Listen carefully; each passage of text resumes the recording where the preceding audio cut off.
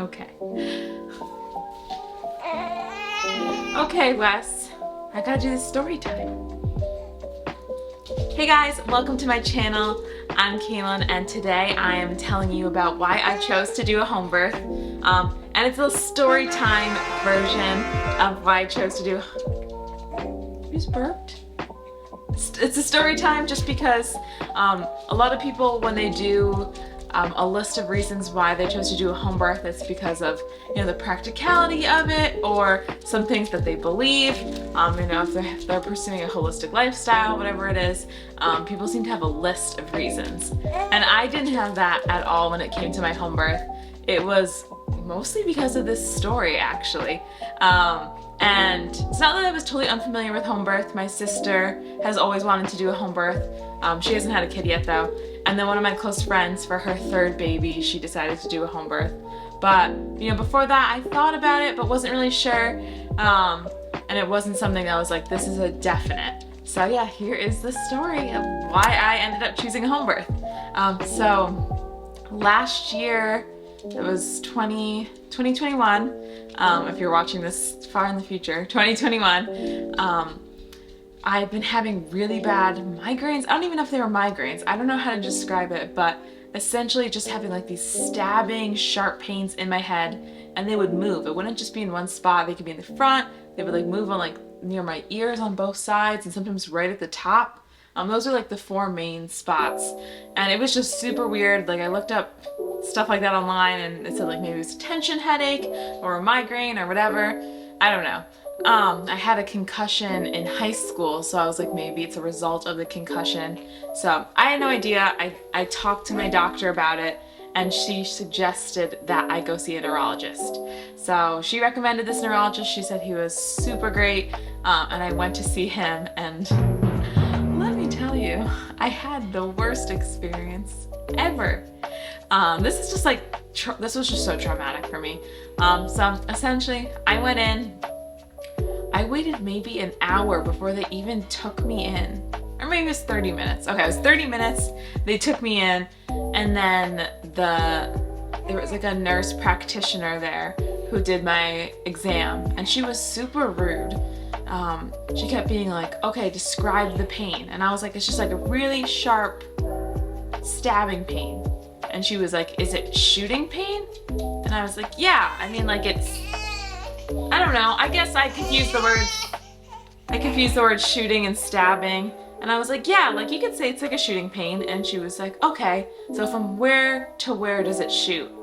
And I was like, what do you mean? And she was like, if it's a shooting pain, it has to start and end somewhere. And I was like, I mean, I guess it goes upward. I don't really know. It changes all the time. There's not like a, you know, one description that perfectly sums up this kind of strange pain I'm having. It's weird. I have no clue what it is. That's why I'm here. And so yeah, she kind of like talked, like, I don't know, she like did not make me feel comfortable. I was already feeling like, okay, I'm stupid. I feel like I can't even describe my own pain, and she's like making me feel worse about it. And then so after she left, this is when I waited for a full hour. So she's like, the doctor will be in a little bit. 1 hour later. And so I'm like, okay. And I sit there for an hour straight. Nothing happens. I end up pulling out a book and reading it. And an hour passes. I'm like texting my husband, who's waiting in the parking lot. And I'm like, I'm gonna go home. Like, this is ridiculous. Because I had already waited 30 minutes in the lobby and 30 minutes in the room. I was with the nurse practitioner. So it's 2 hours later. He's waiting in the car. And the doctor finally comes in, and he like grabs a Sharpie and he starts like stabbing all over my head. Not stabbing, but like pressing the Sharpie into my head. And it hurts because he's putting a lot of pressure with the Sharpie. So he keeps saying like, let me know where it hurts. And I mean, it kind of hurt everywhere because again, he's like, psh, psh, psh. But right here, I don't know if this is like a sensitive skin or something, or like a sensitive nerve. I don't know. But he was poking around here, and it hurt a little bit more than the rest of my forehead. So I said, oh, it hurts there, it hurts there. And he drew like a little like circle of like dots, and I'll put a photo here. And it was a little circle of dots, and he was like, this is whatever the name of the nerve was. He was like, this is this nerve, and you know, that's the problem. That's the cause of this. And I was like, okay, like, I mean, I mentioned that I've had concussions in the past. I actually have had 2 concussions. I've had concussions in the past. I'm like, I don't know if it's just like a nerve in my eye that doesn't, but like, you know, whatever, let's like hear what you have to say. And so he's like, so what we're gonna do is we're gonna inject it with a steroid. And I'm like, I don't even know what's going on. Like, are you 100% sure? And he's like, first what we'll do though is we'll numb it and see if it's definitely like the cause. Like, numbing it will let us know. And so I'm like, okay. And like, I'm like kind of fine with it until like I hear what it's gonna be like. And he's like, okay, so we're just gonna inject right here, right above my eyeball. And another nurse comes in. This is a different nurse than before. And they tell me, like, you know, it's gonna make a big bump on your face. Like, no big deal, the bump will go away in a couple days. It'll get, you know, all inflamed and it'll get swollen and there'll be a big bump, like a hard bump, and it'll go away in a couple of days. And I'm like, wait, like, I have my holiday party for work tomorrow. Like, you know, I'm planning to like dress all up and look nice. I don't want to have a huge bump and like be swollen to my work holiday party. So I'm like, no, I really don't want to do this. Like, I'm not really like, I don't really understand what this will help, and I don't want a big bump on my face. Like, I'm gonna have to like, you know, think about this and come back. And he's like, no, we do this all the time. We do tons of these a day. Like, you know, stay here, get it done, just do it. And I'm like, I really don't want to. And they just like usher me into this room, and I'm kind of like, oh, I'm not sure. I'm not like super intense. I definitely said, I don't want to do it today. I'm not sure. I don't want to bump on my head for the holiday party. But I wasn't like, I'm leaving, I refuse. Because I felt a little pressured. I felt like, you know, I don't know what's going on. The doctor knows more than me. Which is like a way that, you know, kind of doctors and hospitals sometimes can make you feel. And I get pressured so easily. So for me specifically, I'm the type of person who gets pressured. And so they brought me to another room, and the doctor, like, I don't know if it was like a, kind of like a scan, I don't know, like a x-ray kind of thing of my eye. And then so he injects right here with like whatever numbing stuff. And he's like, do you feel the pain? And I'm like, no, it's numb. You just injected a numbing agent into my nerve. He's like, okay, well, that means that was the nerve that was in pain. And I was like, but it's numb. That's why I don't feel anything. I don't feel anything. And he's like, yeah, that means that nerve is causing your headaches. And I'm like, they're not even headaches. They're weird stabbing pains. Like, okay, whatever. They set me in a chair just to like lay down and like it's almost like I had to relax after. They put me in this big comfy chair with a bunch of people next to me who just got injections. And they're like, okay, you'll come back next week for your steroid. Like, this was just the test of the numbing agent, and then next week you'll come back and get the steroid.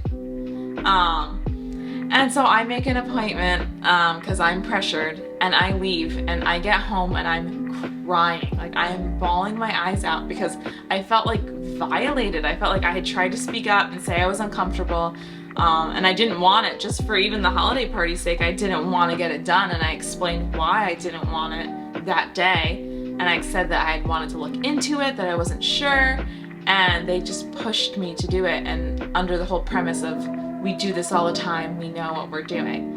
And so that was really hard to take, and it bothered me for like a long time. I just kept thinking about how like my voice wasn't heard, and that they just didn't care about my thoughts and feelings, and that I wasn't comfortable. No one tried to reassure me, besides with the fact that we do this all the time, and this is normal. They didn't try to reassure me with, you know, explaining the procedure. They didn't explain the procedure to me at all. Or like, what was in this numbing agent? I mean, like, you can tell, I can't even tell you the name of what was injected into my face.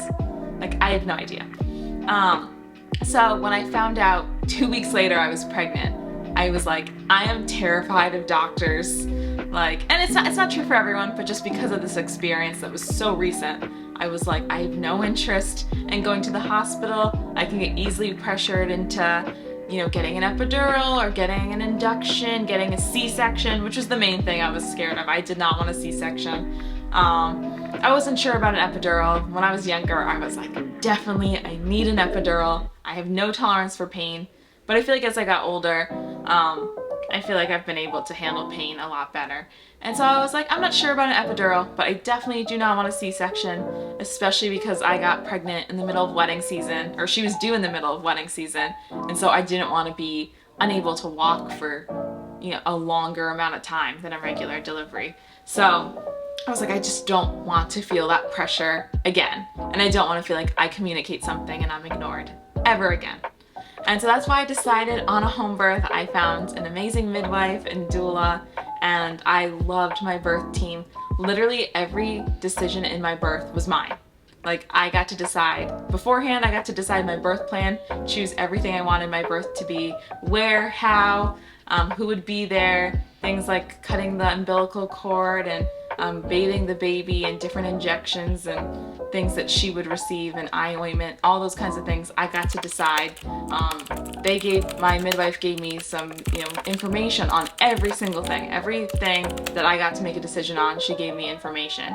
And so I could look into it myself and decide what I thought was best, which is amazing. And it felt so empowering that after that terrible experience where I felt like my voice wasn't heard and I was totally dismissed, and this, my birth, I got to make all of the choices and really, you know, think about everything before I was doing it and make an informed decision. Not just choose for the sake of choosing myself, but make an informed decision based off of information. So it was super amazing, and I'm going to do a video on my home birth and my birth plan and everything like that, a later video, so make sure you come back. And so yeah, that is the story time about why I chose a home birth. It was amazing and definitely the right choice for me. And make sure that, you know, you leave me a comment. Let me know if you had a home birth, or if you've had a similar experience. Let me know too. I'd love to, you know, be able to talk to you about it and make each other feel a little less alone, because it is pretty scary and traumatic when things like this happen. So if this has happened to you, and even if it happened with your birth, just know that, you know, you're not alone, and there's so many other people who've experienced this and got through it. So you know, leave a comment below for sure, and make sure to subscribe, and you know, you'll see some more videos, some more newborn content, and more about my home birth and that entire process. Bye guys, thanks for watching. Say bye, Wes.